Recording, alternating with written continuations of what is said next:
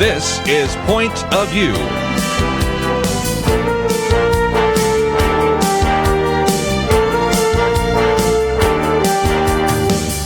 And now, Kerby Anderson. Thank you for joining me today here on Point of View. We have a lot to cover, and I'd have to say the theme, at least in the first hour, is if those of you that voted for Donald Trump wanted him to shake things up, you certainly have your wish. For those of you that did not vote for him and were wondering if he would shake things up, well, you've also seen that play out, because we're going to be talking about a slew of executive orders that this president has already signed in the first few days of his office. And then we'll talk about the fact that he and the president of Mexico, Enrique Peña Nieto, engaged in kind of, if you will, diplomacy by Twitter. Pretty interesting there, as well as a couple of other issues. Certainly the Department of Justice says it would be quite willing to look at voter fraud, an issue that Donald Trump simply cannot let go of. And he also talked about ramping up interrogation. So we have a lot to cover even in the first hour. We'll get into a couple of other articles that we've posted here. Memo to the media, it's not about you, and something about Planned Parenthood. And I might just mention that tomorrow is the March for Life. And so in the second hour today, we're going to spend a little bit of time talking about this film about Kermit Gosnell, the abortionist, and we'll have David Altrogge with us to talk about that. But in the first hour, we certainly want to get into some of the things that have happened in this first week of the Trump administration. And many people have said, people make promises, especially campaign promises, and they're like crusts, they're meant to be broken. Well, I've heard that there's one campaign promise that Donald Trump made that he hasn't written an executive order on, but it may be just one, because as we'll go through the short list, and I will go through these quickly because there are so many, we can see that a lot of things he talked about on the campaign trail have become executive orders, and some of them will be parts of legislation that Congress will act on. As we said earlier in the week, on Monday, of course, he formally abandoned the Trans-Pacific Partnership, saying it was a bad deal for workers. Hillary Clinton, of course, might have done the same, so this might have happened whether you had a Donald Trump or a Hillary Clinton, but certainly gained a tremendous amount of support from pretty unlikely sources like Senator Bernie Sanders, as well as union leaders and the rest. Also signed an executive order to renegotiate NAFTA. That is the North American Free Trade Agreement, crafted back in 1994 by President Bill Clinton, but after almost a quarter of a century, maybe it's time to look at that again, and so he will do so. One that we've talked about quite a bit, and that is the president signed an executive order that would allow all agency heads to waive any of the requirements on the Affordable Care Act, known as Obamacare, to the maximum extent permitted by law. There is some flexibility there, so we'll see what that actually does. Also on Monday, I might mention they also signed an executive order putting a freeze on hiring and wage increases for some government workers. This does exclude the military. You got about 2.6 million members of the federal government and about 1.4 million members of uniformed service who would not be affected by that. It would exclude military and national security employees, but nevertheless will be a start of what could be a downsizing of the federal government. Also, related to that, he froze all regulations that were in process, as we've talked about on this program before. As he was leaving office in the 11th hour, President Barack Obama instituted some various regulations. Individuals did as well. Various agencies did. Those, if they were not approved, are going to be simply held until he or an agency related to them actually approves those. One that will relate to some of the conversation we'll have in the second hour, and especially tomorrow, having to do with the issue of life, and that is President Trump signed an executive order to defund international Planned Parenthood. This reinstates what's called the Mexico City policy, which was something developed back in 1984. Actually, there was a population conference at Mexico City from which it received its name. And this has been something that has actually been applied during the Reagan administration, Bush's administration, but was actually removed by the Clinton administration and also Obama. Also, we'll look at a couple of other issues. We can see that on Tuesday, President Trump also signed executive orders reviving the Keystone XL pipeline and also the Dakota Access Pipeline. And these are projects that actually will just be subject to renegotiation, but nevertheless, that is something. And one of the questions I received this morning at a breakfast was, what about these infrastructure projects we're hearing about? Well, it turns out that, again, in another executive order, Donald Trump ordered that agencies and the chairman of the White House Council on Environmental Quality worked together to come up with a faster approval for some of these high priority infrastructure projects. And if you've seen what it takes sometimes to build a road, to actually build a bridge or to rebuild a bridge, there's all sorts of environmental impact statements, all sorts of other kinds of statements. Can we make this a little faster? Because you might remember that even under President Obama, we had what were called shovel-ready projects that turned out not to be quite so shovel-ready after all. And then a couple more real quickly. Donald Trump also directed the Commerce Secretary to come up with a plan to ensure that all pipelines built or repaired by the United States be constructed with America-made materials. And then some from yesterday, which are probably the more controversial ones, but again, things that he has talked about, and we'll get more into this in the second segment here. First of all, directed agencies to step up deportation of those in the country illegally. It actually has about 7 different groups for deportation. Those who are accused of a crime, those who are actually have been found guilty of a crime, some that are involved in a criminal enterprise, some that have abused the welfare system, some that would be posing a national security risk. And so those would be the, if you will, high priority deportation subjects. Also in that executive order would hire 10,000 more ICE agents, and also orders the Attorney General and the Secretary of Homeland Security to block federal grants from sanctuary cities that do not enforce these immigration laws. No doubt that one will be challenged in the courts, but we'll see how that plays itself out. And also, of course, signed an executive order to build a wall. It directs agencies to begin planning and identify funding for the project, which brings us to one of the stories that was leading the news today, and that is the decision by the Mexican government, president and the Mexican government in general to actually decide not to meet next week. You had a tweet that came out before. This is diplomacy by tweeting. Who would ever have guessed? But nevertheless, Donald Trump said in one of his tweets, the U.S. has a $60 billion trade deficit with Mexico. It has been a one-sided deal from the beginning of NAFTA with massive numbers of jobs and companies lost. If Mexico is unwilling to pay for the badly needed wall, then it would be better to cancel the upcoming meeting. So that's what he puts in his tweet. That's the Trump tweet. Well, now let's look at Enrique Peña Nieto's tweet. And basically taking a page out of Donald Trump's playbook, he said, okay, well, then I will respond by Twitter. And after Trump's call for Mexico to foot the bill, he just basically said, well, then I guess we just simply will not go. The actual one said, we have informed the White House that I will not attend the working meeting planned for next Tuesday with the President of the United States. These are unprecedented actions. For those of you that have been around for a while, you know that. But some of you that are younger might say, well, maybe that's how we're going to do it in the future. But diplomacy by tweeting? I've never seen that before. A lot more to cover, but let's take a break. And when we come back, if you'd like to join our conversation, we've already talked about a lot of issues, and Donald Trump has addressed a lot of issues. So if one of those issues interests you, give us a call, 1-800-351-1212. We'll be right back.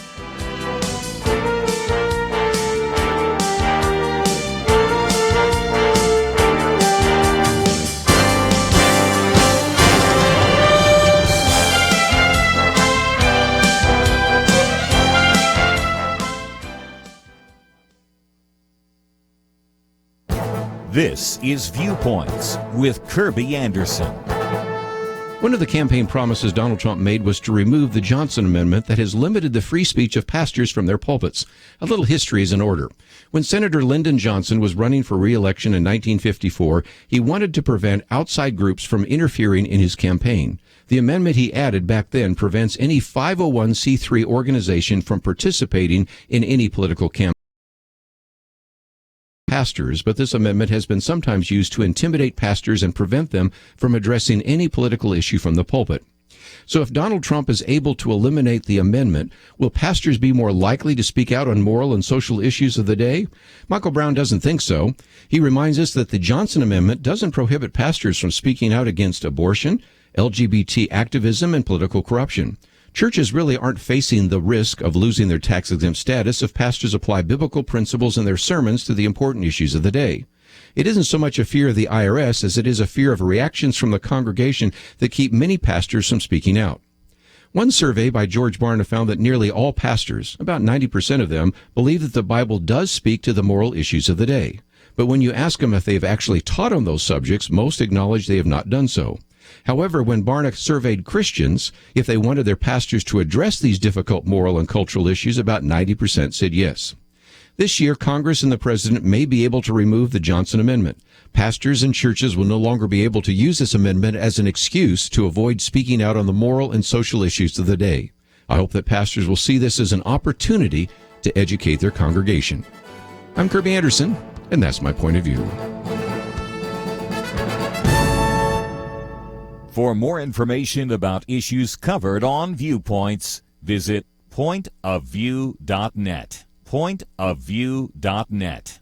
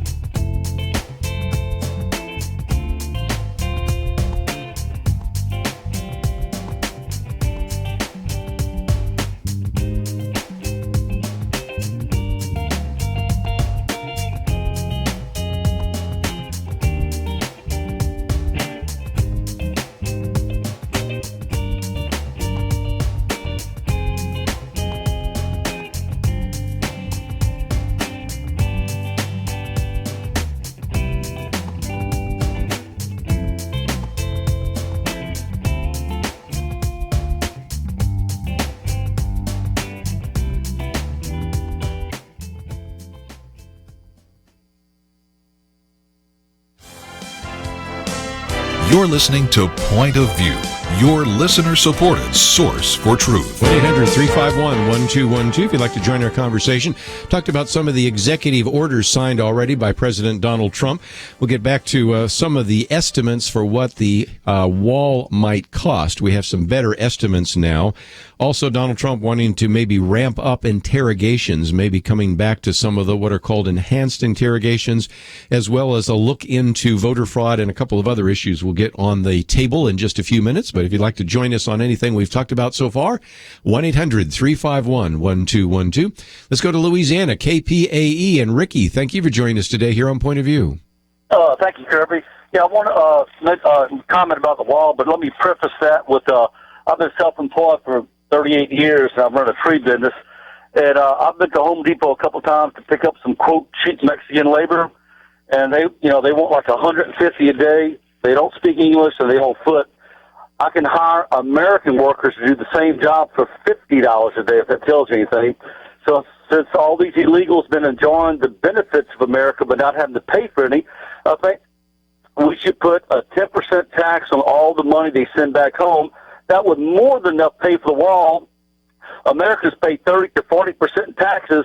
The illegals pay nothing, zero, zip, nada in taxes. So just tack a 10% tax on all the money orders, all the Western Unions, all the MoneyGrams sent to Mexico, and that would easily pay, since Americans pay 30 to 40%, they could at least pay 10% tax on, and that would easily pay the wall. And that is one of the things that some have talked about.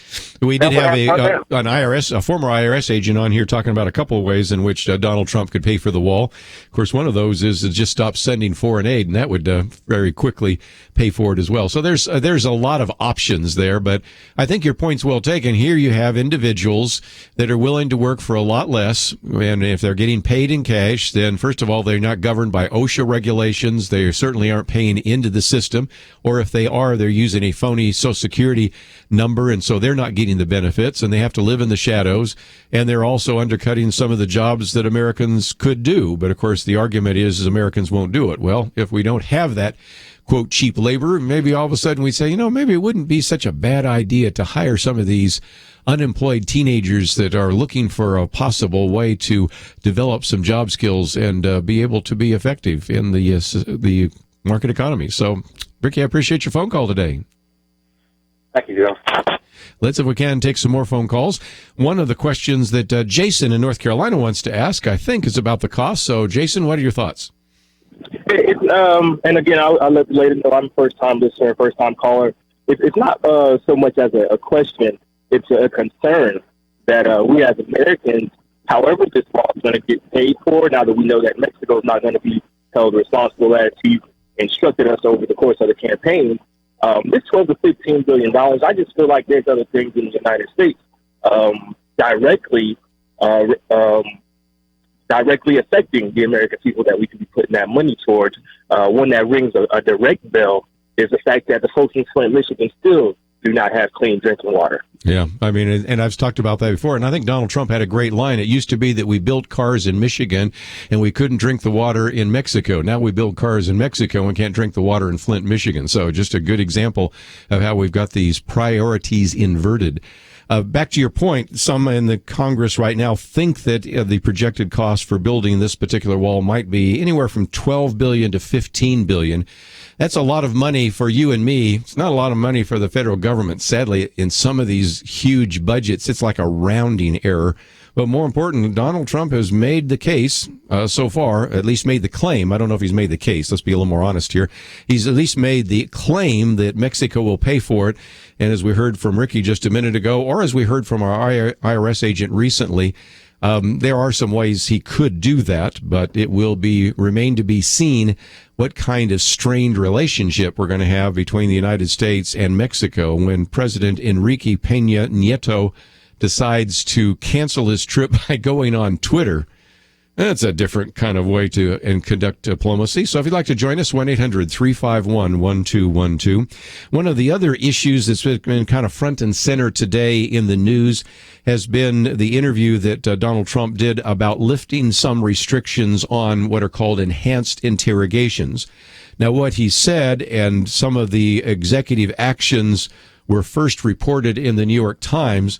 It has where Donald Trump is expected to ask national security officials to review what interrogation methods are allowed under the Army Field Manual, and that the techniques that go beyond what the manual allows were outlawed in Congress by 2014. So on the one hand, he's talking about removing some of those limitations. The argument was fight fire with fire. If ISIS is going to behead individuals, if ISIS is going to burn people alive in cages or drown people in cages or all the other things they're going to do, shouldn't we fight fire with fire? But on the other hand, you've got to recognize that this is going to have to be signed off by his Secretary of Defense, but even more so by his CIA director, and Mike Pompeo, who, by the way, is one of the few cabinet officers who's been confirmed so far, repeatedly told senators at his confirmation hearing that he would not restart the CIA's use of secret prisons and also would refuse any orders from the White House to torture subjects. So we'll see, because if indeed he's going to defer to his CIA director, I think that will be the end of that conversation. But we'll see how that plays itself out. And it is amazing how many different topics we're talking about for the Trump administration just in the less than the first full week. I mean, recognize that a week ago on Friday he was inaugurated. Not much happens in the White House then, although he had some formal kind of signing ceremonies. Then, of course, Saturday is the prayer service and Sunday is church. So really, we're talking about Monday, Tuesday, and Wednesday. Here we are Thursday and all the things that have happened so far. But just before we take another phone call, if you'd like to join us, 1-800-351-1212. One of the things that Donald Trump just doesn't want to let go of, it just shows up everywhere, is that he really didn't lose the popular vote. You know, that the reason he lost the popular vote, I guess is his argument, is due to the fact that, you know, I hear different numbers, anywhere from 3 million to 5 million illegal votes were cast, causing him to receive a lower popular vote than Hillary Clinton, whom he defeated in the Electoral College. And so this is one of the arguments he's been making. And so he's said that we want to have an investigation about voter fraud.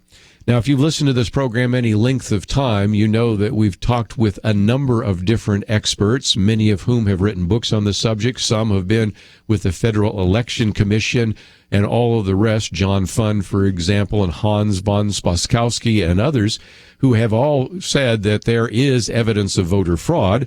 And even before the 2016 election, remember we talked about some of those, the FBI probe that found 19 dead people were registered in Virginia, a woman arrested in Des Moines, Iowa for voting twice, a CBS investigation finding multiple cases of people who were dead and voting double, and all the kinds of things that we have been able to document.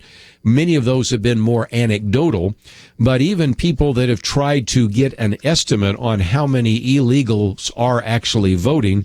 Let me quote from one individual, and this is Jesse Richmond. He's associate professor of political science at Old Dominion University. And he extrapolated on one study by looking at evidence that we had of some illegal voting in 2008 and 2010 to the 2014 election, which of course is still 2 years away from the one we're going to be looking at. But he estimates that maybe 800,000 non-citizens illegally voted in the last presidential election. So that was kind of his estimate, looking at some of the various other pieces of evidence that might have been out there by looking, in many cases, by those off-year elections. And so that's his estimate. Well, he's talking about a little less than 1 million people. Of course, Donald Trump's talking about 3 to 5 million people. I don't think it's going to be anywhere near the number that Donald Trump is mentioning. But as we've talked about before, this, if indeed, is a study the Justice Department decides to pursue, and of course a lot of that is dependent on the confirmation of Senator Jeff Sessions as the Attorney General.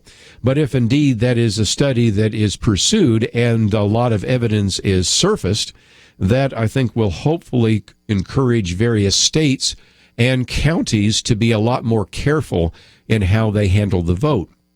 And I've used all sorts of examples. You know, you talk about going to an ATM machine, and you know that's going to work. But let's use even a more appropriate example.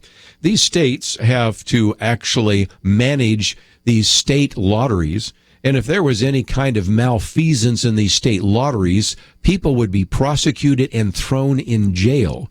But some of those same states allow for a really sloppy system in some of these states. And if this study does nothing else but tighten up and really deal with those people that might become disenfranchised because people who shouldn't vote were allowed to vote, people that were dead were allowed to vote, people voting twice, maybe there's some value in all of the things that Donald Trump has been saying about the issue of voter fraud. Let's take a break, though. If you'd like to get involved in our conversation, 1-800-351-1212. We'll take some more phone calls right after this. Modern life is go, go, go, and Point of View is absolutely ready to go with you. I dare say that most of us have access to either a smartphone or a tablet, maybe even a computer that is app-based. There's a new way to keep up with Kerby and the team, the free Point of View radio app. With quick links to listen to the program live, to keep up and share Kerby's meaty and insightful viewpoints, commentaries, read articles on issues we're talking about that impact you and your family. Did you know you can also watch the show? Yes, radio with cameras. You can access that through the app as well.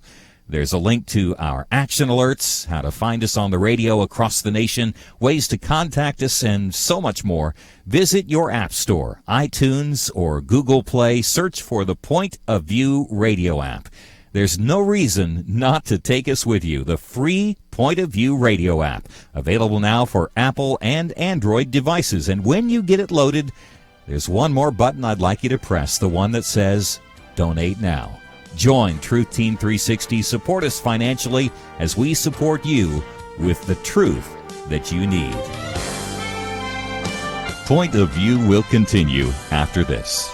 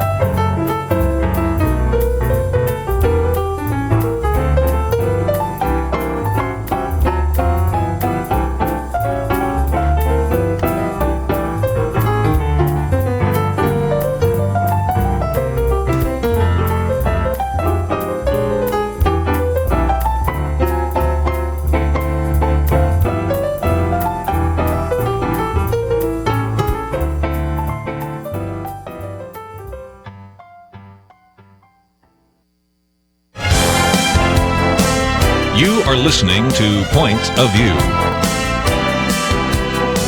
The opinions expressed on Point of View do not necessarily reflect the views of the management or staff of this station. And now, here again is Kerby Anderson. If you'd like to join a conversation, 1-800-351-1212. Put a number of the executive orders on the table to discuss, as well as the decision to build a wall and the response from the Mexican president, as well as enhanced interrogations. And let me just, before I take some more phone calls, just finish off the comments about voter fraud. There's some really good reasons to do this investigation. One is so that maybe President Trump will stop talking about the fact that he didn't win the popular vote. If nothing else, that's a benefit. I'm just tired of already hearing him mention it every time. But then there's been this ongoing debate as to whether or not voter fraud is a myth. You've had Michael Waldman, president of the Brennan Center for Justice. I've quoted him before in some of my commentaries. You have officials at the NAACP, and lots of people say it's just a myth. You know, the examples you people use are just a few anecdotal situations, and yet, interestingly enough, almost all of them surface without even a lot of investigation. And so this kind of investigation might help resolve that. Tom Fitton, who's been on the program with us before of Judicial Watch, says you can see the numbers we're talking about by looking at public voter registration list and cross-checking that against a list of non-citizens. He said the federal government could coordinate with state and local governments and determine who is registered to vote illegally. It's a simple process, and that's why the left is so upset. They know the jig is up. At least that's his argument. I mentioned Hans von Spakovsky. He is now the manager of what's called the Election Law Reform Initiative, but actually worked with the Federal Elections Commission, said we don't need a commission. He said the Justice Department can enforce the law and work with the Department of Homeland Security and its records for citizenship and change of status to get an idea of who is illegally registering to vote. So it's a research project that I think whose time has come. And if at the end we have a very small number of examples, then I'd say, okay, maybe voter fraud is a myth. If we come back with many more, then I think it's something that we need to pay attention to. But I'll tell you right now that because Donald Trump keeps using hyperbole, I know this surprises you, but he does, 3 to 5 million, if they came back and find that maybe there were 1 million people that voted illegally, a lot of people say, well, we have voter fraud, but it's not as bad as Donald Trump said it is. Yes, but just think about this. 1 million people, if we knew that 1 million people were receiving welfare checks that they weren't supposed to receive, if we found out 1 million people were receiving payouts for the state lottery when they did not deserve those, there would be criminal investigations for that. But when we just sort of blindly say, yeah, well, maybe there's 1 million people that actually voted illegal, but that's okay.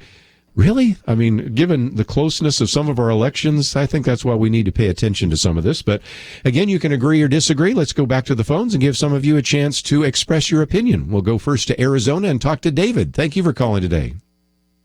Yes, it is good talking to you and listening to you.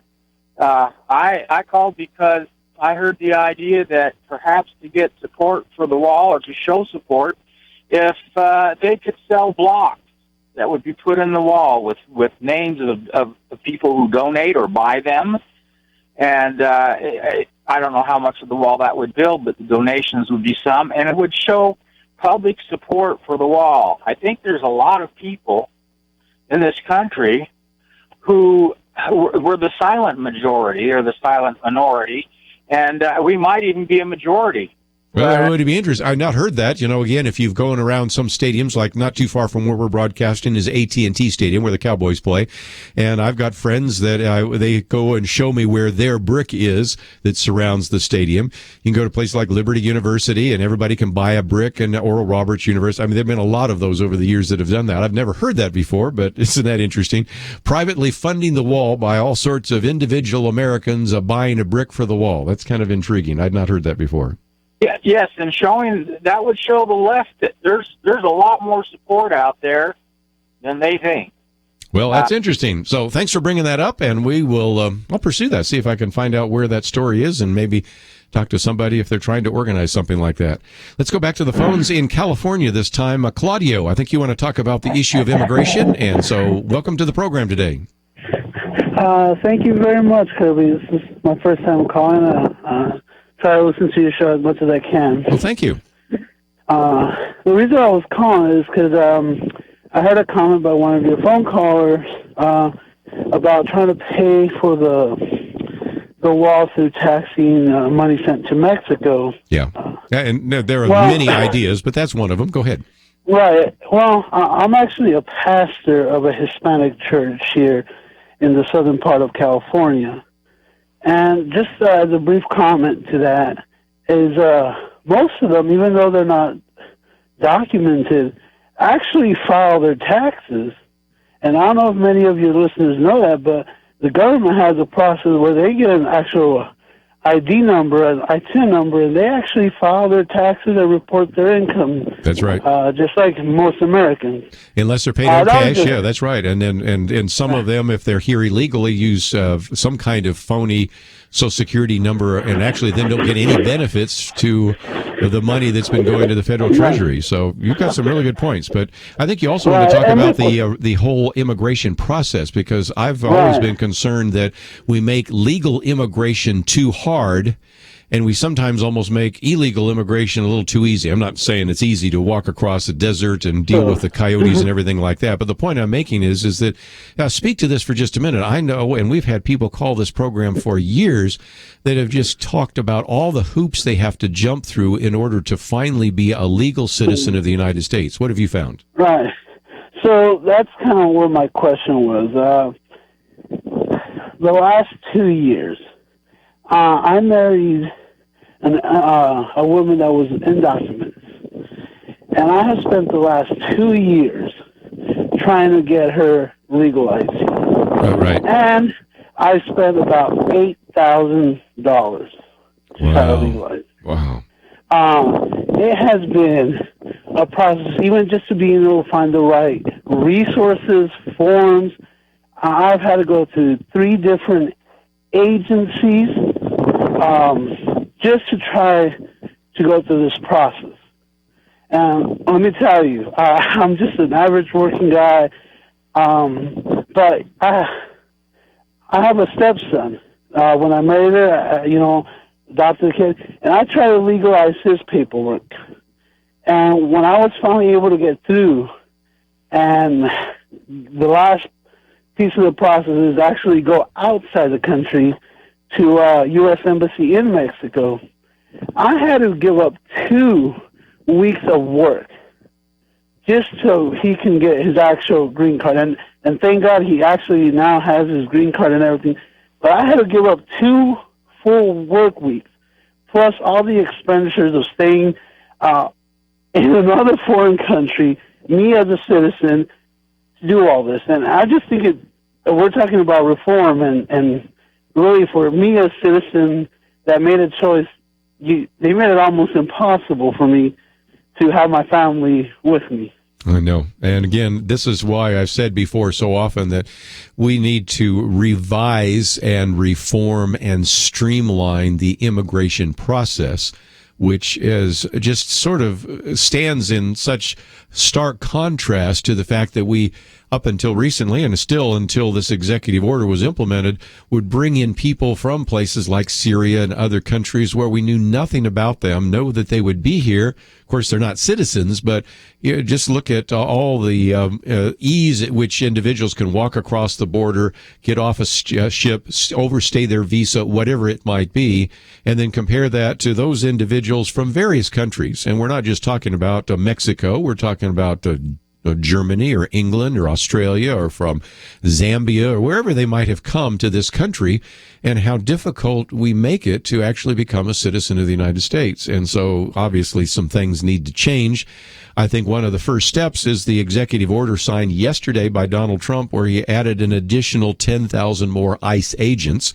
Some of those will be field agents. Matter of fact, I think there's an additional 5,000 more like field agents, but some of these others are just to process all the paperwork. It just takes forever. And again, what Claudio has had to go through can be multiplied probably by hundreds of thousands of other listeners out there as well. Let's take a break. I have one of those mandatory breaks coming in, but as soon as we come back, I'll try to take some more phone calls. some of the issues I put on the table today have to do with Donald Trump. Let me also mention that we have posted a couple of articles, this one by Ben Shapiro, Memo to Media, It's Not About You. You know, when Sean Spicer says something wrong, they say, we are offended because you lied to us. No, if he lied to the American people, but it's always about the press. And then they all got upset because he started calling on someone other than the Associated Press. If you've ever been in the presidential press room there, you know that the first question always goes to AP. Well, he didn't do that. And as a matter of fact, later on, he even took a question from the Christian Broadcasting Network before he took a question from CNN, and they're all upset. But, you know, there's a little bit of a concern that maybe the media is reacting to this because they're getting their feelings hurt rather than focusing on what's best for the American people. So I thought you might want to read that piece, and we'll come back and take some more phone calls right after this.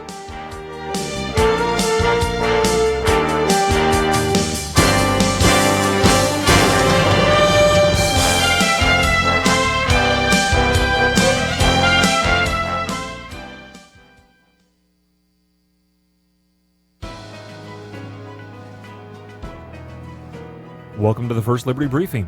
I'm Jeremy Dice. After World War II, soldiers from the Army's 10th Mountain Division sought to honor their fallen brothers who were lost while fighting in some of the roughest terrain in Europe. The memorial is a 6-foot-tall figure of Jesus in the style of religious shrines they had seen on battlefields in Europe. The Knights of Columbus in Kalispell, Montana erected this Veterans Memorial known casually as Big Mountain Jesus. It stood without complaint for more than 60 years atop Big Mountain in the Flathead National Forest. One group wanted to knock the memorial down. They sued the U.S. Forest Service for permitting its presence on top of Big Mountain. First Liberty Institute filed a friend of the court brief on behalf of the state of Montana and the roughly 2.4 million members of the American Legion. We asked the court to preserve the 10th Mountain Division Veterans Memorial. The United States Court of Appeals for the Ninth Circuit held that the memorial is constitutional. The court explained that the Constitution does not require the government to purge cultural or historic symbols from the public square merely because they are religious. Veterans should be given wide latitude in determining how they choose to honor their fallen brothers in arms. And if these veterans choose religious symbolism as part of their memorials, the government's response should be one of respectful neutrality. To learn how First Liberty is protecting religious liberty for all Americans, visit firstliberty.org. I'm Kelly Shackelford, President and Chief Counsel of First Liberty Institute. Some people think our religious freedom will soon be gone, but that's not true. The fact is that First Liberty, a national network of America's top attorneys, is winning over 90% of our cases. We defend religious freedom for people like you. Go to firstliberty.org and read the exciting story. That's firstliberty.org.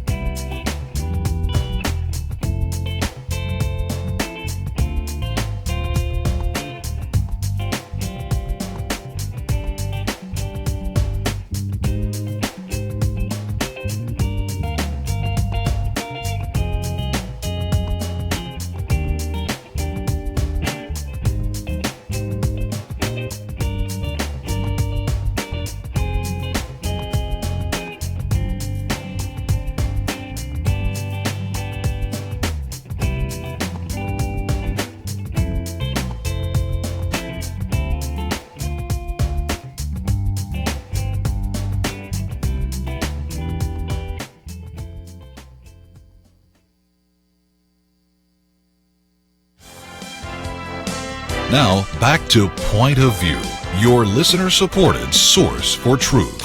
After a few more minutes, and then in the second hour, we're going to be talking with David Altrogge about this wonderful, well, that's maybe a bad word, this very investigative but well done is probably a better way to say it, a documentary on Kermit Gosnell and a lot about the abortion industry, and we'll be talking about that with him, taking your phone calls, and of course that's sort of a preparation for the March for Life tomorrow, but it is well done, and in that respect it's wonderful, but the topic is horrible, of course, but it will be something that you'll want to watch, and we have a link so that you can find out more. Let me just before I take another phone call, some unfinished business. You might remember one of our callers the other day said, I heard that as as President Obama was leaving, his administration sent $221 million to the Palestinians. And the caller at the time said, is there anything we can do about that? And I said, well, part of that depends on, of course, getting your Secretary of State in office. And Rex Tillerson has passed the Senate committee, but now will be voted on in the full committee.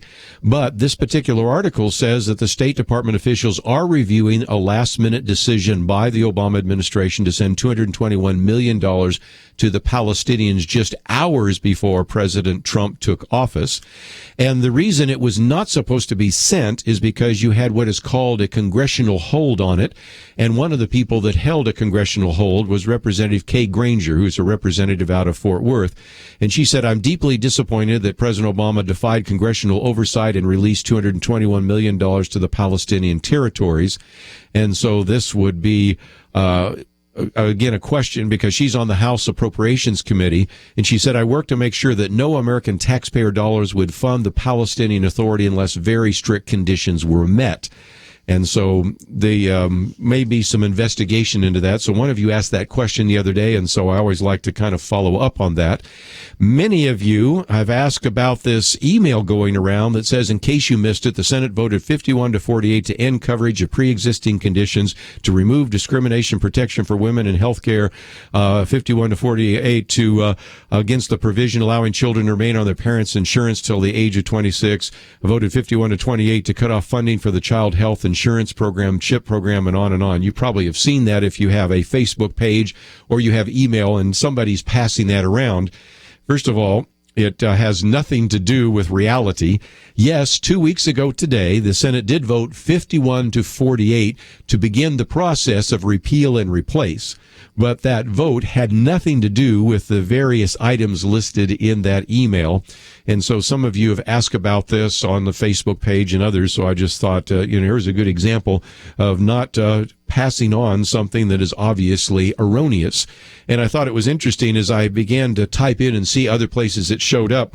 Lots of times it would show up on a blog or a Facebook page where somebody would say, I wonder why the mainstream press isn't covering this.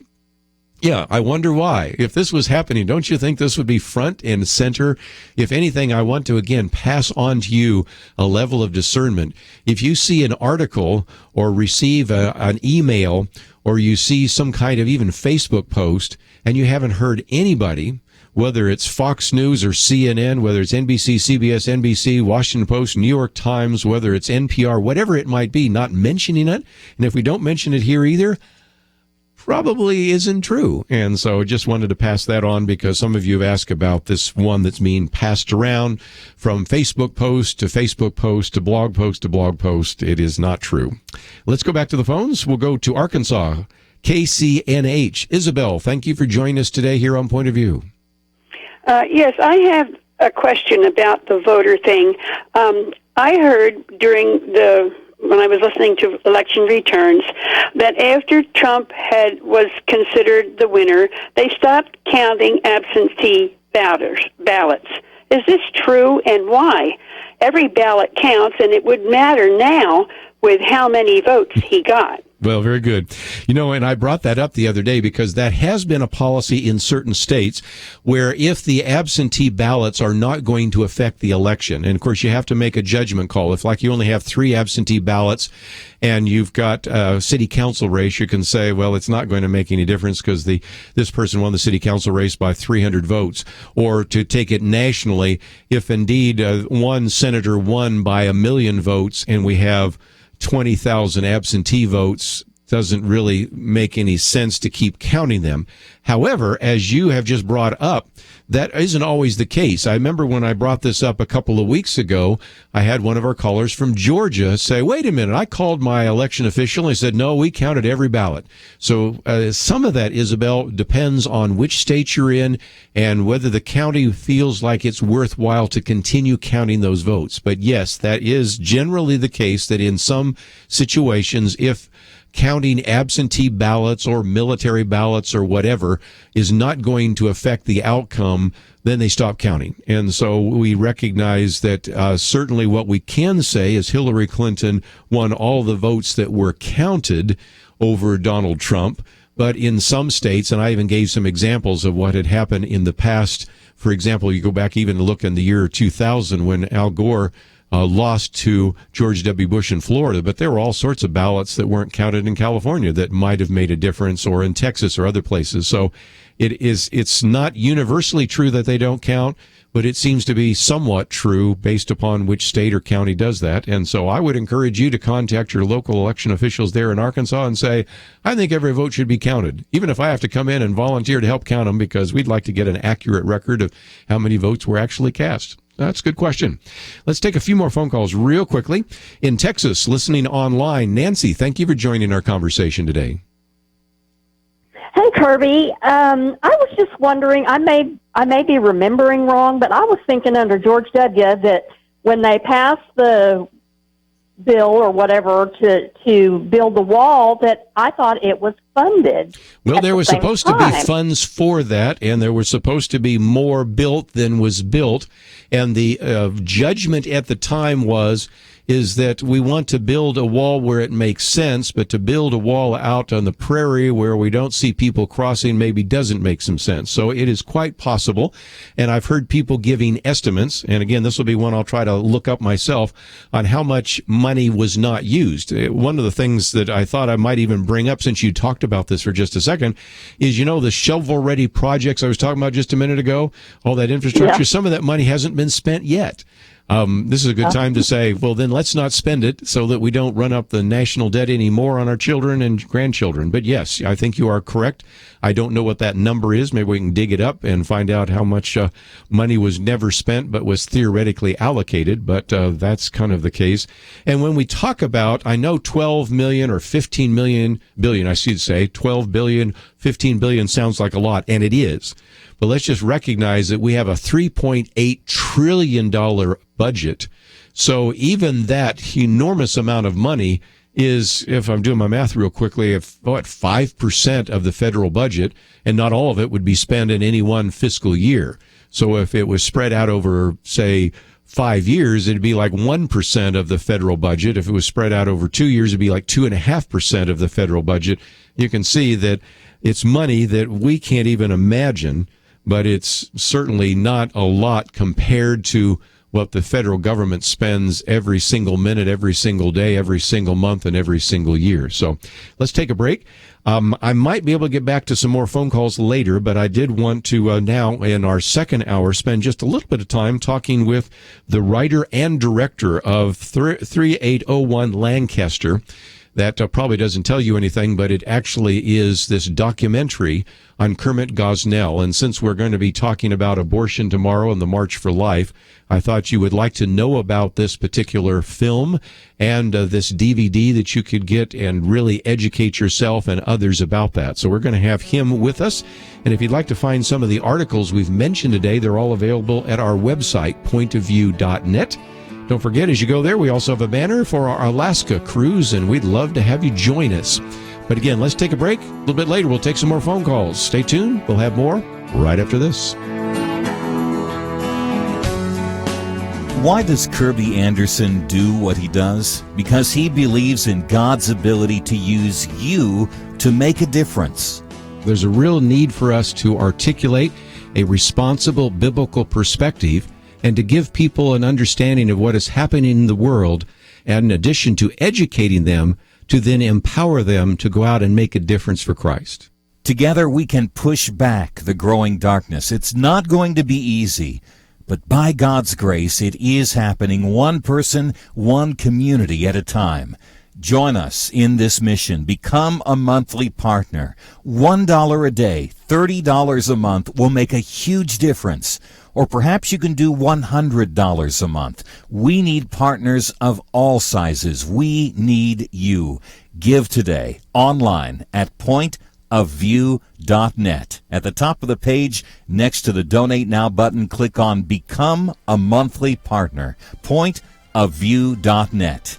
Mail your donation to Point of View, Box 30, Dallas, Texas 75221, or call 800-347-5151. Point of View will continue after this.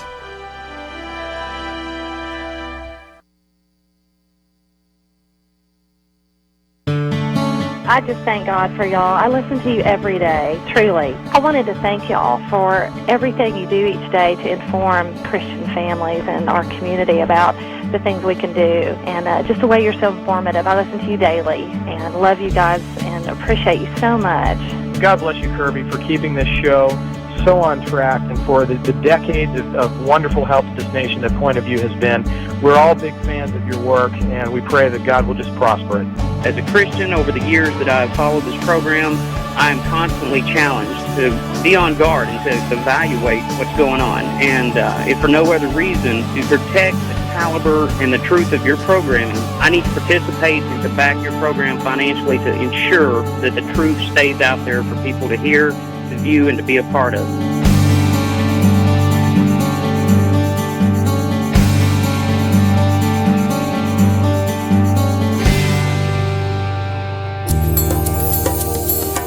This is Point of View Radio.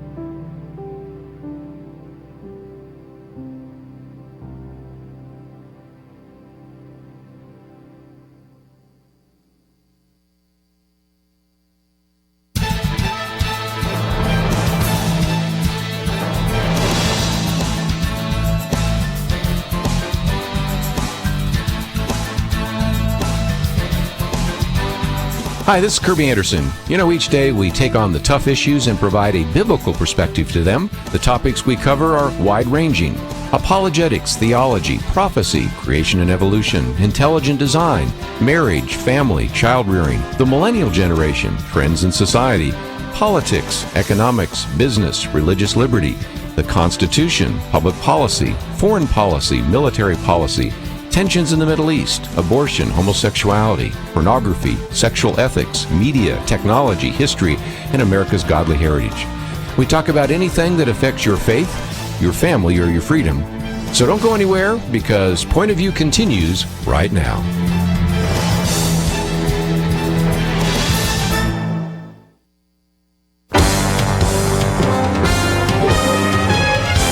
Across America, live. This is Point of View.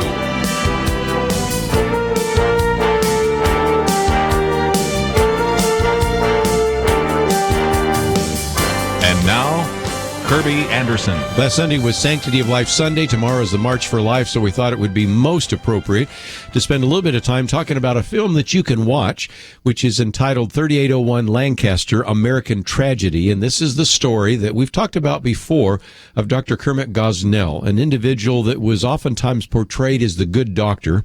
Some people say, though, he may have killed more people than Ted Bundy or John Wayne Gacy or the Zodiac Killer when you look at all the, of course, babies that were killed, but not to mention some of the women that were killed as well. He was portrayed as a beloved doctor, but now has in some cases become one of the most hated and controversial figures. And it all goes back to a raid that was actually on his clinic back in, I believe it was 2010.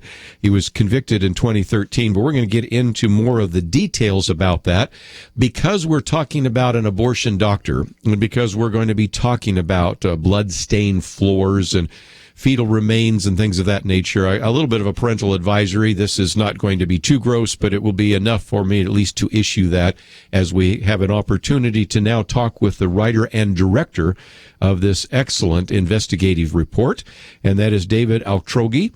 He is a storyteller. As a matter of fact, over the last 10 years has been writing and directing narrative and commercial films.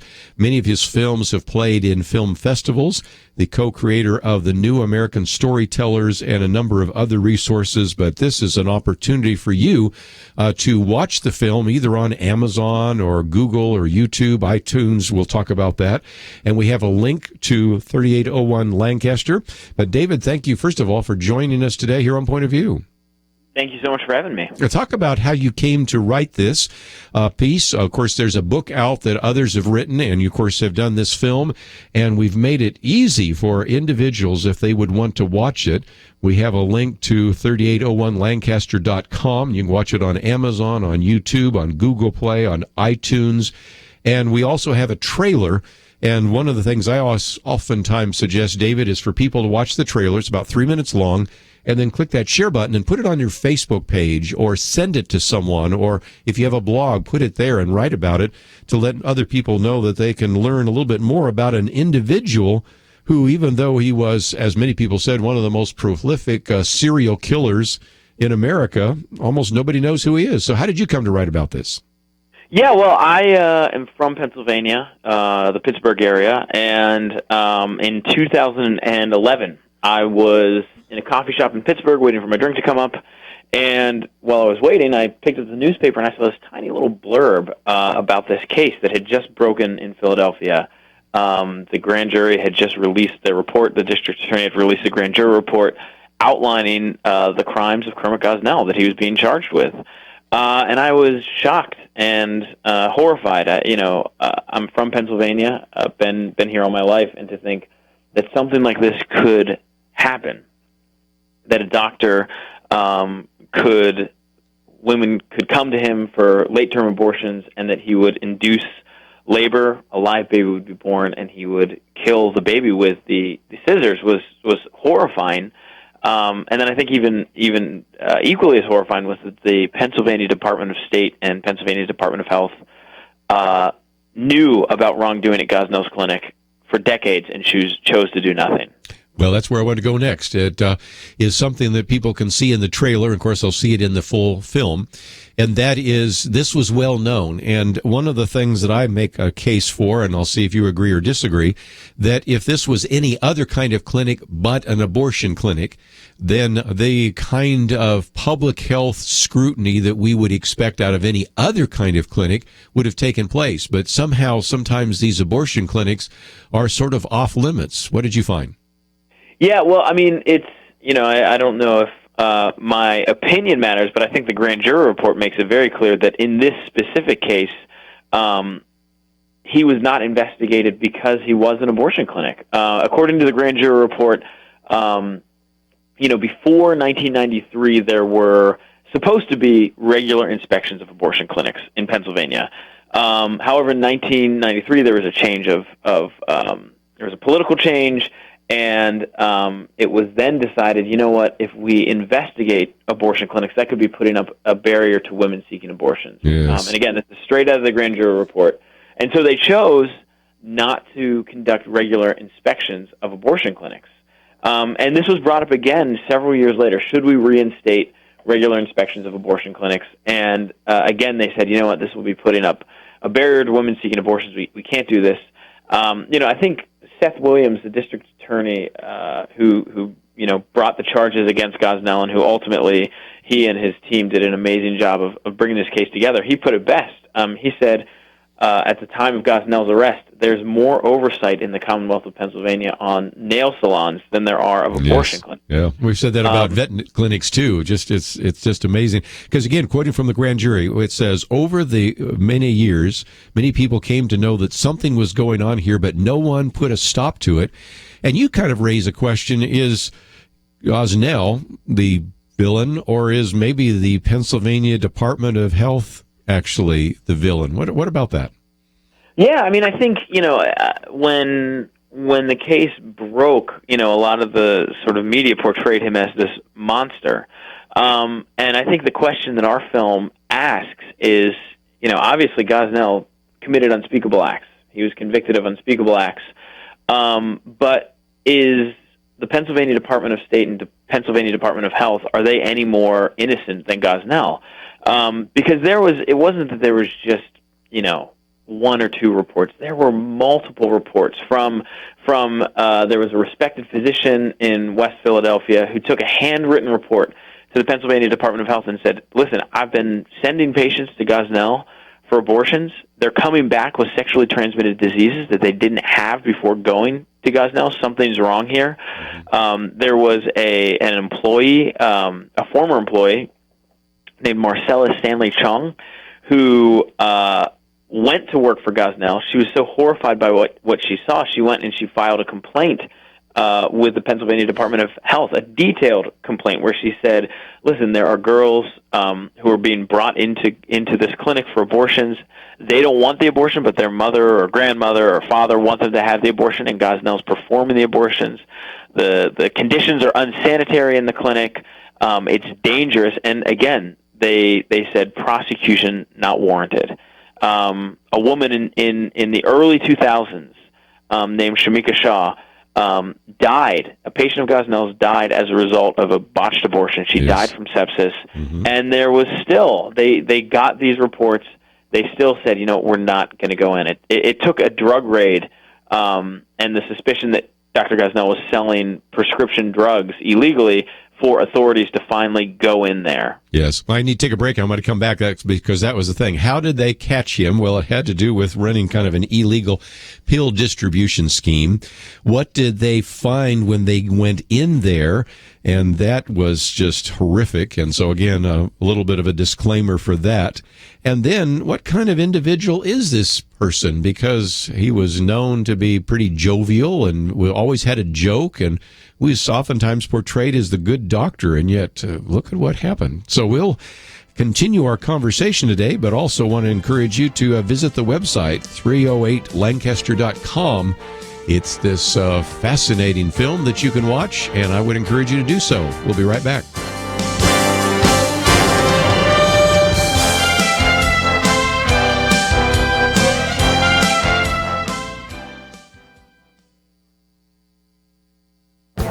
This is Viewpoints with Kerby Anderson.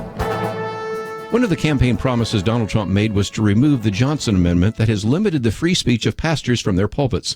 A little history is in order. When Senator Lyndon Johnson was running for re-election in 1954, he wanted to prevent outside groups from interfering in his campaign. The amendment he added back then prevents any 501c3 organization from participating in any political campaign. His goal wasn't to muzzle pastors, but this amendment has been sometimes used to intimidate pastors and prevent them from addressing any political issue from the pulpit. So if Donald Trump is able to eliminate the amendment, will pastors be more likely to speak out on moral and social issues of the day? Michael Brown doesn't think so. He reminds us that the Johnson Amendment doesn't prohibit pastors from speaking out against abortion, LGBT activism, and political corruption. Churches really aren't facing the risk of losing their tax-exempt status if pastors apply biblical principles in their sermons to the important issues of the day. It isn't so much a fear of the IRS as it is a fear of reactions from the congregation that keep many pastors from speaking out. One survey by George Barna found that nearly all pastors, about 90% of them, believe that the Bible does speak to the moral issues of the day. But when you ask them if they've actually taught on those subjects, most acknowledge they have not done so. However, when Barna surveyed Christians, if they wanted their pastors to address these difficult moral and cultural issues, about 90% said yes. This year, Congress and the President may be able to remove the Johnson Amendment. Pastors and churches will no longer be able to use this amendment as an excuse to avoid speaking out on the moral and social issues of the day. I hope that pastors will see this as an opportunity to educate their congregation. I'm Kerby Anderson, and that's my point of view. For more information about issues covered on Viewpoints, visit pointofview.net. Pointofview.net.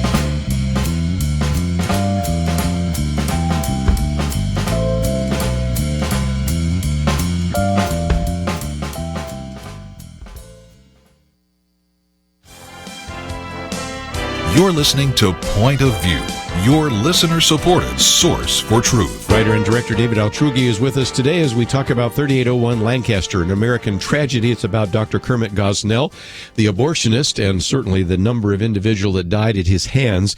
But David, just before I went to the break, you mentioned something I wanted to get to, and that is when it finally came to the Philadelphia Police Department and the FBI raiding his office back in February 2010, it wasn't over the abortion issue. It was over the fact that he was running an illegal pill distribution scam.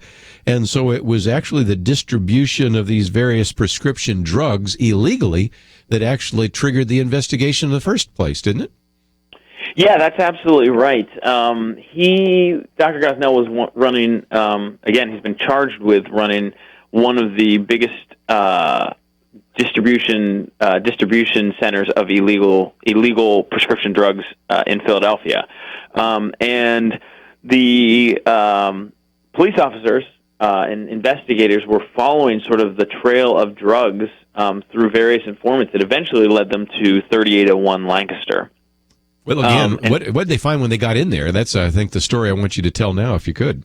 Well, yeah, absolutely. So they went in thinking it was just going to be your average drug raid, and what they saw was shocking. There was blood on the floor.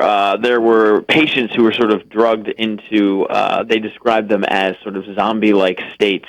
There was a cat roaming the hallways. It was sort of unthinkable. They opened the staff food freezer and they found fetal remains in the staff food freezer. They opened a cupboard and they found jars containing severed feet of fetal feet, and it was sort of unthinkable. And they realized very quickly, this isn't just a drug investigation anymore. This is a homicide investigation. So again, what we have here is something that reminds me a little bit of some of the experiments that were done in Germany during World War II. Some of these just bizarre experiments. And like you said, what was the point of saving the severed baby's feet and all the fetal remains and a feral cat walking the area? And as you said, individuals leaving dead or leaving with STDs. There was a lot going on. And of course, some of that is speculation. But again, we do have the grand jury report and we have the conviction that says that this was just a horror area that had been ignored for years by the Philadelphia Department of Public Health. Yeah, and it's as far as why he kept the feet. There's a lot of theories and speculation. The answer he gave, because I asked him, it's not in the film, but I was able to ask him. Yeah, I was going to ask you if you did. Okay. Yeah, and his answer was very unsatisfactory. But basically, he said, in Pennsylvania, according to the Abortion Control Act, if you do a later term abortion, not a late term abortion, but a second trimester abortion, you have to send the fetus, the intact fetus, to a pathologist to ensure that there wasn't a live birth. And he said the reason he didn't send them was he had been working with a pathologist who said, "Oh, you only have to send me the feet. That's fine." And then he said, times got tough economically, and I didn't want to raise the price of abortions for my patients, so I started to save them. And I figured when the economy turned around, I would send the feet and comply with the law. I don't buy that story, but that's his explanation as to why he kept the feet. But it is, you're right. It's all according to one of the women on the prosecution and with the district attorney's office. She said all anyone from the Department of State or Department of Health would have had to have done was set foot in the office to know this place needs to be shut down. Since you mentioned your interview with him, let's talk about that for just a few minutes, because people really have tried to delve into his mind. Of course, there's a book out, and of course, your film gets into some of that. But talk about his childhood, kind of his medical school training, and then he really had kind of a twisted interpretation of the Bible. Can you kind of help us understand maybe a little bit more about what was going on in his mind? Yeah, absolutely. And I think that's one of the most interesting things about the film is that it's the only place that your viewers can go to hear actual interviews with Gosnell.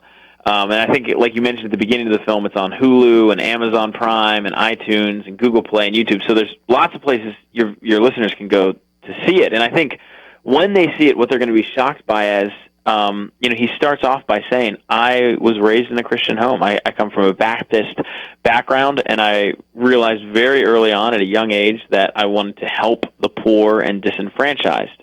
And then he talks about he went to medical school, did very well in medical school, and he had opportunities to go elsewhere, to go to more affluent neighborhoods, but he said he decided to stay in the sort of more impoverished West Philadelphia to sort of help his community. He said at the time African-American doctors were leaving their communities, and he wanted to stay in his community.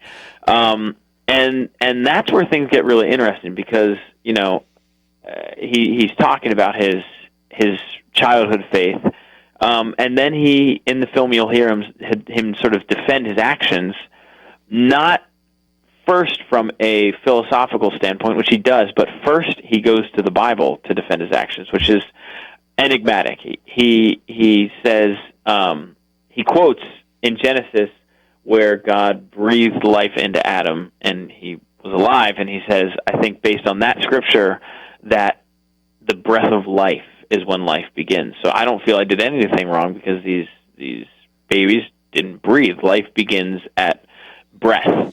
And he kind of waxes eloquently about why he believes that. And it's isn't that amazing? Disturbing, it's intriguing, it's enigmatic, and he is a very enigmatic man. If you'd like to join our conversation, let's open up the phones, 1-800-351-1212, talking about Kermit Gosnell. And again, the name of this particular film, which is something that is very easy for you to watch, 3801 Lancaster, American Tragedy. And as we mentioned just a minute ago, go to the website that we have. And, of course, it will show you where you could probably watch it on iTunes or Amazon or Google, YouTube, whatever you might want to do. And, back to that race issue for just a minute, the grand jury put it this way. We think the reason no one acted is because the women in question were poor and of color, because the victims were infants without identity, and because the subject was the political football of abortion. So I think we've now covered all of it, because we don't want to cover it because it's abortion. We don't want to investigate it because we treat abortion clinics differently than we do even nail salons or a veterinary clinic or something like that, but also because he's an African-American abortionist in a poor area of Philadelphia, and many of the women that actually died and others that were scarred for life and aborted were black or poor, and usually both. Then that's one of the reasons why this happened for such a fairly long period of time. And so when we come back from the break, what I wanted to do is maybe also talk about the few stories you have of some of the people that were hurt by that. We've already talked a little bit about Kermit Gosnell, and we've talked a little bit about what he did, and we've talked about the prosecution, but I thought it would also be good if you can stay with us, David, to maybe talk about some of those people you interviewed. Is that okay? Absolutely. Well, let's take a break then. When we come back, let's take some of your phone calls. In this last half hour, we'll take an open line. We'll give you a chance to ask some questions first with David Altrogge, and then if you want to get back to some of the issues we put on the table earlier, that is certainly fair game as well. And let me encourage you to do a couple of things. First of all, as you go to our website, hit that See More button. And first of all, we have the visit to the website link, and that will take you to 3801lancaster.com. As you go there, there's a place for you to watch the trailer, and so you might want to watch that first. It's only 3 minutes long, and you know what I oftentimes encourage you to do when we're promoting films. Of course, we had in studio just 2 days ago Franklin Graham, and we were promoting his film that's coming out March 30th. We are going to be playing an interview I just did for the film coming out on is Genesis History, and we'll encourage you to do that as well. But for this film, it's one that people can access very easily. So go to the website, either pointofview.net, or you can go to directly to 3801lancaster.com, and then you can click on that trailer, watch it for 3 minutes, then click on the share button, put it on your Facebook page, put it on a blog, send it to some people, get a conversation going, and then most importantly, of course, there's a place for you to watch it on Amazon or iTunes or YouTube or Google Play, and all of that is available as you go to the website. We've also posted a couple of articles we've mentioned today, and those are available for you to also take and use in your particular area of outreach and ministry. And don't forget, as you go there, we also have a banner so that you can join with us as we do our Alaska cruise, which will be August 5th through the 12th. We have a number of people that have already been interested in signing up, but if you are interested and at least would like to get a brochure and look it over, pray over it, and make a decision, we'd love to have you join us in August. Of course, we'll have Penna Dexter and Kelly Shackelford, who join us on our Friday weekend edition, with us as well, so we look forward to seeing you. But if you'd like to join our conversation, 1-800-351-1212. We'll be right back. Modern life is go, go, go, and Point of View is absolutely ready to go with you. I dare say that most of us have access to either a smartphone or a tablet, maybe even a computer that is app-based. There's a new way to keep up with Kerby and the team, the free Point of View radio app. With quick links to listen to the program live, to keep up and share Kerby's meaty and insightful viewpoints, commentaries, read articles on issues we're talking about that impact you and your family. Did you know you can also watch the show? Yes, radio with cameras. You can access that through the app as well. There's a link to our action alerts, how to find us on the radio across the nation, ways to contact us, and so much more. Visit your app store, iTunes or Google Play. Search for the Point of View radio app. There's no reason not to take us with you. The free Point of View radio app, available now for Apple and Android devices. And when you get it loaded, there's one more button I'd like you to press, the one that says Donate Now. Join Truth Team 360. Support us financially as we support you with the truth that you need. Point of View will continue after this.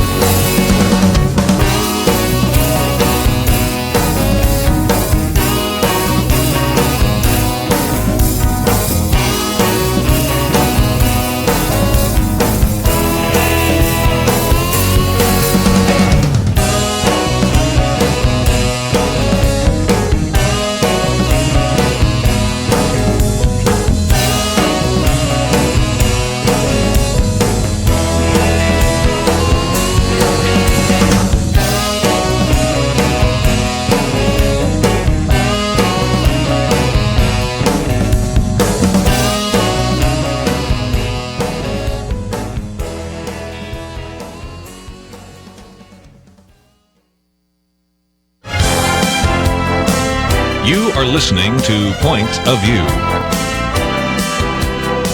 The opinions expressed on Point of View do not necessarily reflect the views of the management or staff of this station. And now, here again is Kerby Anderson. Final half hour. If you'd like to join our conversation, 1-800-351-1212. For a few more minutes, talking about this documentary, 3801 Lancaster, American Tragedy. And I know that one of the reasons, David, that you did this interview, David Altrogge is with us, is that you really wanted to tell the story of the people that were affected. Now, obviously, of course, you couldn't interview the people that died on the operating table or died later in the hospital. Of course, you can't interview the babies. But you did have a chance to at least tell some of the stories. And that's another really powerful aspect of your documentary, isn't it? Yeah, that was, I think, very early on, the team and I decided that we couldn't tell this story without the participation of the women who were very affected by this, whose lives were in many ways turned upside down and shattered by what they experienced at Gosnell's clinic. And so we were able to find several patients, former patients of his. Several came forward and contacted us and said, "Hey, we've heard what you're doing. We want to tell our story." And I think that was one of the most impactful aspects for me of making this film personally was, before making this film, I think abortion was just a very political, sort of abstract thing that was very far away. And when I met these women and sat across from them and heard their stories, I realized, abortion affects real people. It affects real women who are facing sort of unimaginably hard circumstances. It affects real babies, and these women, they were incredibly courageous to come forward and tell their stories. I mean, it was not easy for them to sit down and say, "This is what I experienced. This is what happened to me at Gosnell's clinic." And it gave me so much more, I think, compassion for women who are facing, should I make this decision? Should I not? Regardless if you agree with the decision or not, I think the big takeaway for me was there needs to be compassion towards these women. There needs to be, they need to be shown love. Well, and again, you put a human face on that when you talk to Davida and Desiree and Marquietta and some of those individuals. First of all, they were really strong to come forward, but it also illustrates something that I found, David, and that is, having done this radio program either as a guest host or now as a host for 30 years, when we do talk about abortion, we open up the phones, and we'll probably even get some more today or certainly tomorrow when we focus more on the March for Life. We will have people that will call in that maybe had an abortion 30 years ago that are still devastated and feel it as painful as they did when they walked out of the clinic. And That's so right. You've done a very good job of helping us understand that this idea that's promoted by NARAL or Planned Parenthood, that it's just like an office procedure, it's not painful, there are no long-lasting effects. All they need to do is watch your film or listen to some of the people that call into this program to realize once you put a human face on abortion, it's more than just a political issue, isn't it? Absolutely. Definitely more than a political issue. So again, what would you recommend for our listeners? Because one of the things I want them to do is watch this, but I also think that there are ways in which they could use this maybe in a small group study or a Sunday school class. I'm not sure how many pastors would even think about showing this in the church, but they could show it on a Sunday evening or something if people wanted to see it. Of course, individuals can watch it, but talk about how already people are using this film and what are some ideas that they might want to begin to implement. Yeah, well, I think at the beginning of the show, you said it best. Share the links to the film on Amazon. You can get the link, Amazon Prime, Hulu, iTunes, YouTube. Share those on your social media pages. Share those on Facebook and Twitter, and tell your friends about the film and about this story is one thing that they can do. That's a really easy thing. Another thing is, you can one way to get it in front of people who don't know this story is you can go onto Amazon and if you've seen the film, give it a review. Reviews help raise it in the rankings so that Amazon will put it in front of more people who are just, maybe scrolling or perusing for a documentary to watch. And that's another thing.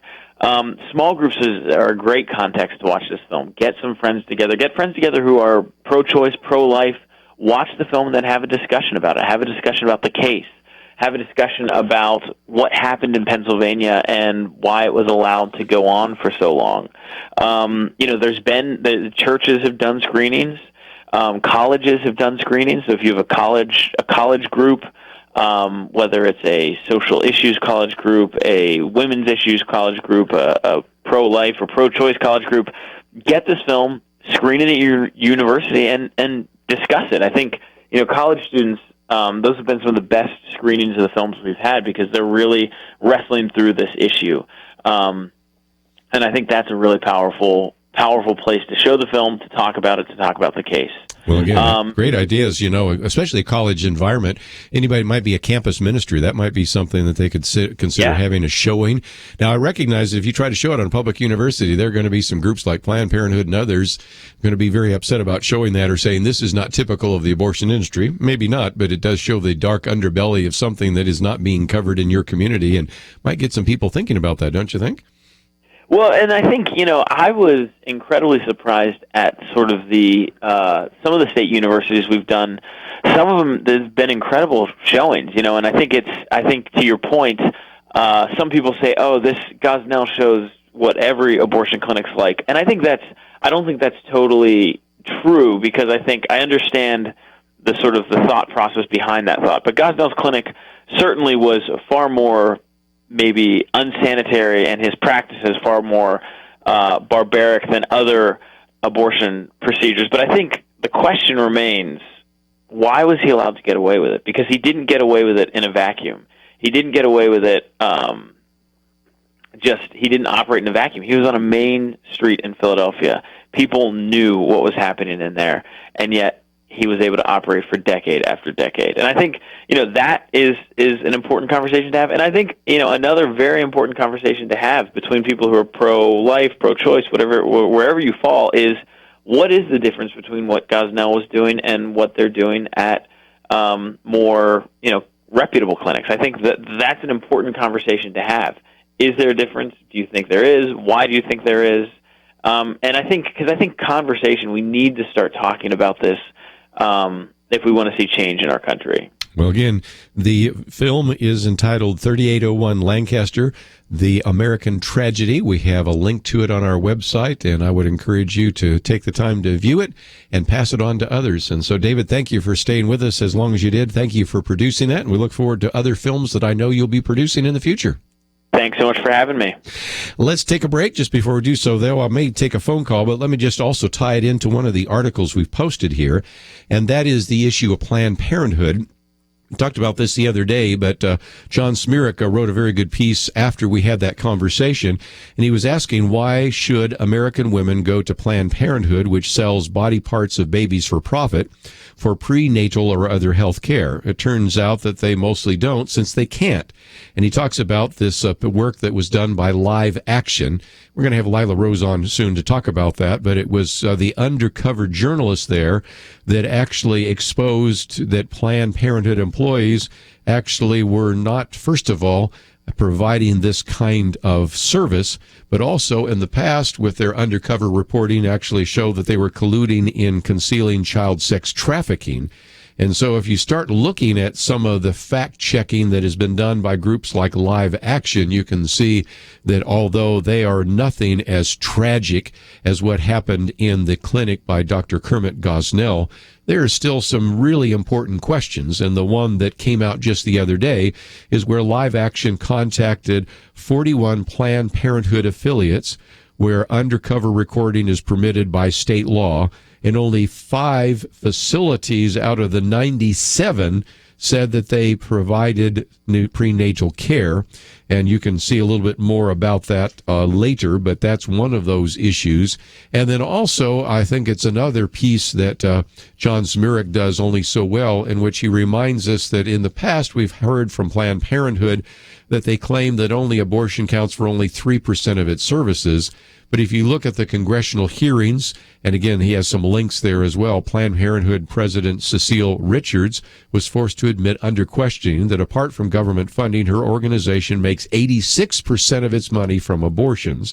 And so there are some really important issues that certainly will surface, and we're going to spend some time talking about that tomorrow with Penna Dexter and Debbie Georgiadis. But I wanted to take a little bit of time to also mention that article, which is available to you, that has some of those facts and figures in case you would like to use those in an editorial that you might want to write, or an op-ed, or a letter to the editor, or post something on your Facebook page. This one by John Smirek's been on studio with us before through the stream, Planned Parenthood and Prenatal Care. We come back, we'll take some more phone calls. Some of you want to talk about building a wall. Some of you want to talk about Planned Parenthood. Some want to talk about Kermit Gosnell. We'll take as many phone calls as we have time, and if we don't get to all of those, tomorrow is our weekend edition. So stay tuned. We'll take those calls right after this.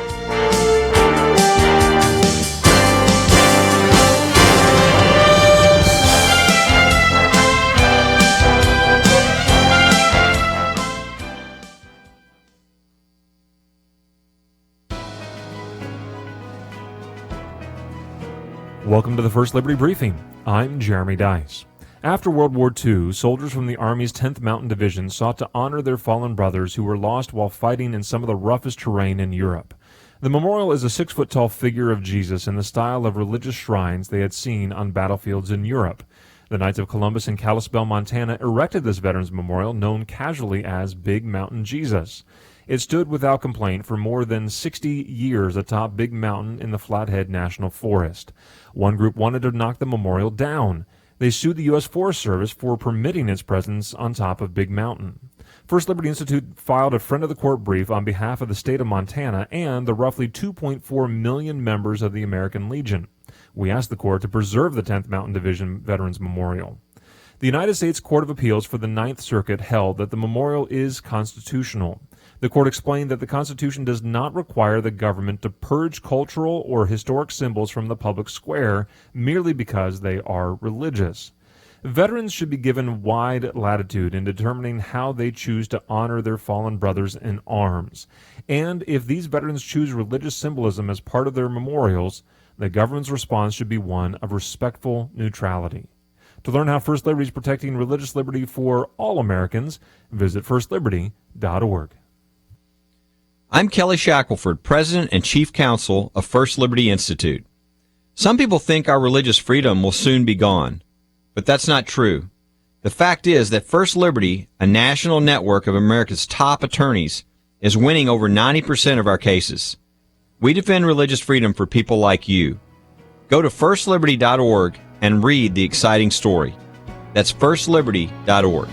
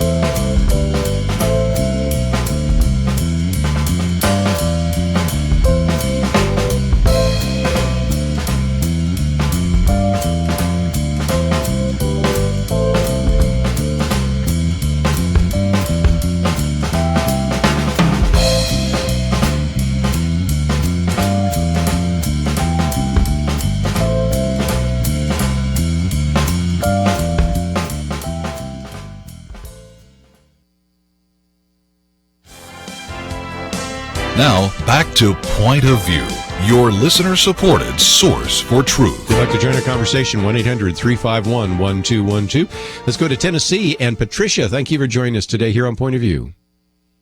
Thank you for taking my call, sir. Reason why I am calling, God moves in mysterious ways. I am a strong Christian in Christ, and I'm 74 years old, a mother, a grandmother, and a great-grandmother. And I, for one, am going to stand in agreement with our president about putting this wall. I lived in California a number of years and in Arizona in a number of years, and I've seen the destruction of those coming over. And just tearing our Constitution, using and abusing what we have over here, and the government in Mexico, because I have done missionary work over there. I'm a minister, and is very corrupt. And I'm saying, yes, I agree with what the president said about putting that wall up. Yes, yes, yes. It's overdue. And I say, shame on you for saying you're tired of hearing him say and talk about the wall. Shame on you. You are either going to be behind our president or you're not. And we, the people, are the government. We are the ones that make it happen. You know, talk is cheap, it's action. And my action is going to prove to you, me at 74 years old, I'm going to start hitting my neighbors' doors all on the top of this mountain and saying, would you give $1 or more to build a wall? Yeah, and we had And somebody I will suggested even see that God people will- might even want to buy a brick. I thought that was kind of intriguing. That's I'd not what heard I'm that saying. before. We're going to do it. We're going to do it. It says, when the president said, it's not him. He's there. God put him in that place. Now, what are we going to do to stand behind him to make it happen? Talk is cheap. I could talk, but when you put some action behind it, Jesus didn't say I was going to Calvary. He went to Calvary. He shed the blood. Well, we need to shed whatever, and we need to get on with it and turn this country around. In God we trust, and make this country great once again, because we are the greatest country in the world. This is the only country God calls. So let's do something united. We stand divided. We will not be.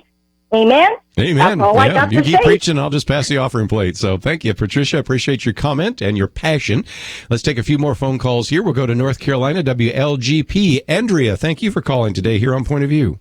Thank you, Kerby. Well, it's this pro-life march tomorrow, and I spoke to, we have a pregnancy care center here, and I was asking about the women's march, because I'm of the same generation you are, and so I remember, all of that. I remember Campus Crusade. I remember all of those organizations, Navigators, InterVarsity.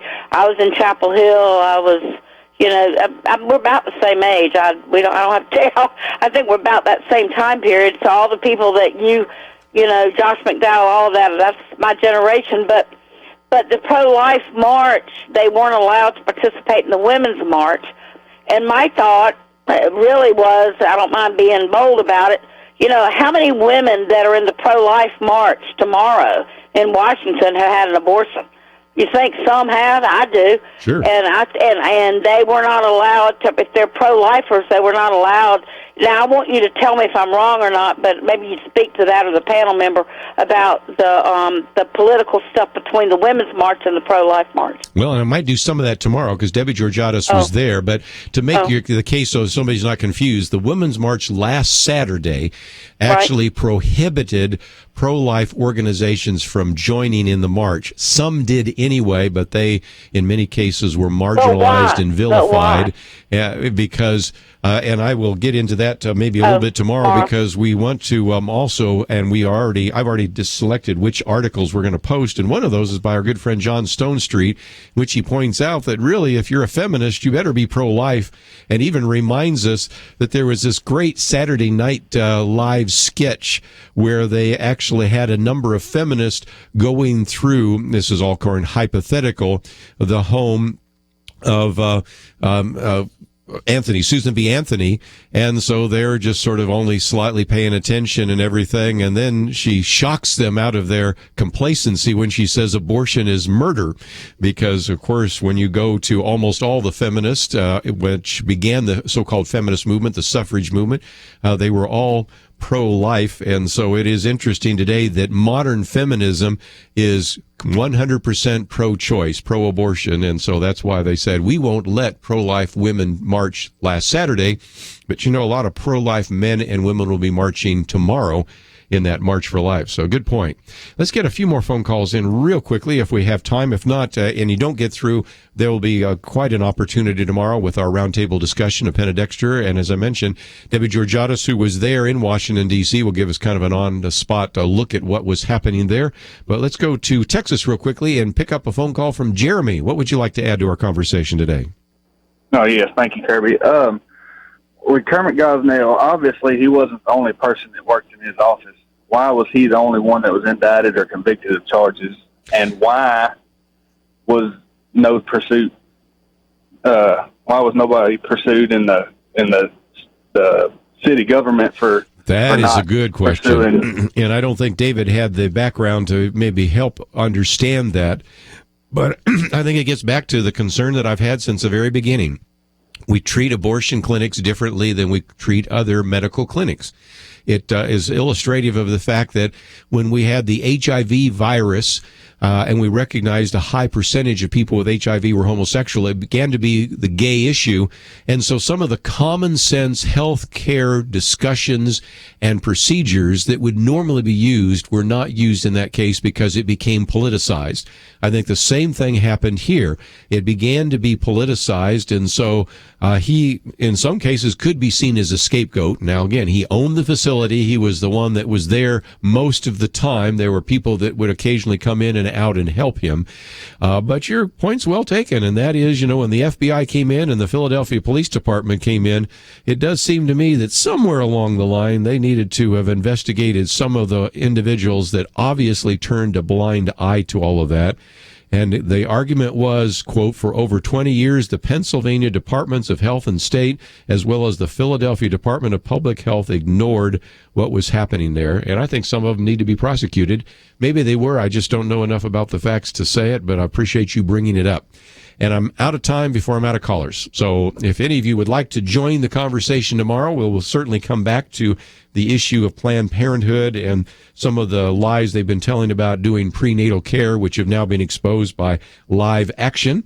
We also, of course, today posted an article that I think you would want to read, Memo to the Media. It's Not About You. And, of course, then we have a link to the book, film, I should say, American Tragedy. And I did mention the book. There is a book about Kermit Gosnell as well, so you can find the book, but this is a free video that you might want to watch and send out to other individuals. So again, go to the website and you can find the links. And of course, some of you might already have those various links so that you can actually use what's there on Amazon or YouTube or iTunes or whatever. Some of you might have to download it and pay for it. Just depends on what particular set of circumstances you have and what you've actually signed up for. But there are some great resources, and it's all available at our website, pointofview.net. Or, of course, you can go directly to 3801lancaster.com, and that's the story of Dr. Kermit Gosnell. Well, tomorrow we're going to look at the March for Life. We also will try to summarize, as I tried to do briefly today, all of the executive orders and various action items that have come down from Donald Trump. It has been a busy week, and so that's why we always do our weekend edition. Kelly Shackelford will be out, but we'll have Penna Dexter in studio. We'll have Debbie Georgiadis. We're looking forward to hearing from them and looking forward to you joining the conversation. I want to thank Andrew and Alisa and Shamila for their help behind the scenes. Visit our website, pointofview.net. We'll see you back here tomorrow, right here on Point of View.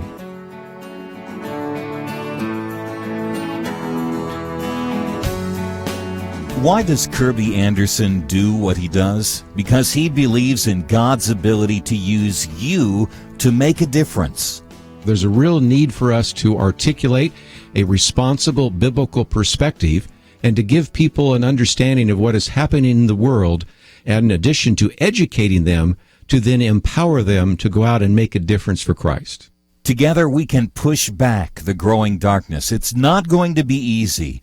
But by God's grace, it is happening one person, one community at a time. Join us in this mission. Become a monthly partner.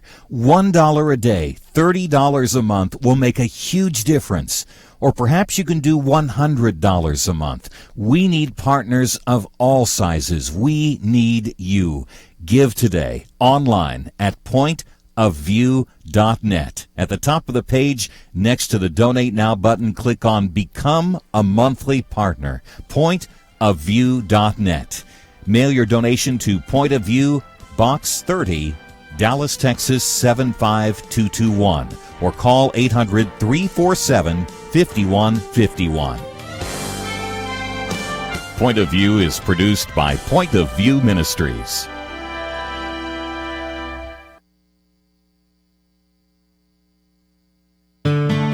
I just thank God for y'all. I listen to you every day, truly. I wanted to thank y'all for everything you do each day to inform Christian families and our community about the things we can do, and just the way you're so informative. I listen to you daily and love you guys and appreciate you so much.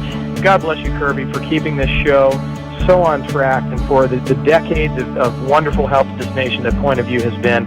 We're all big fans of your work, and we pray that God will just prosper it.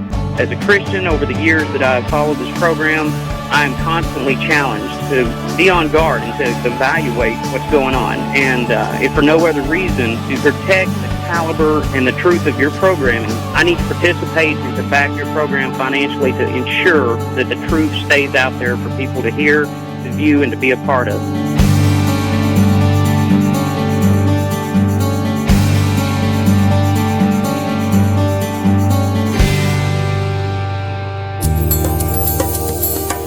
This is Point of View Radio.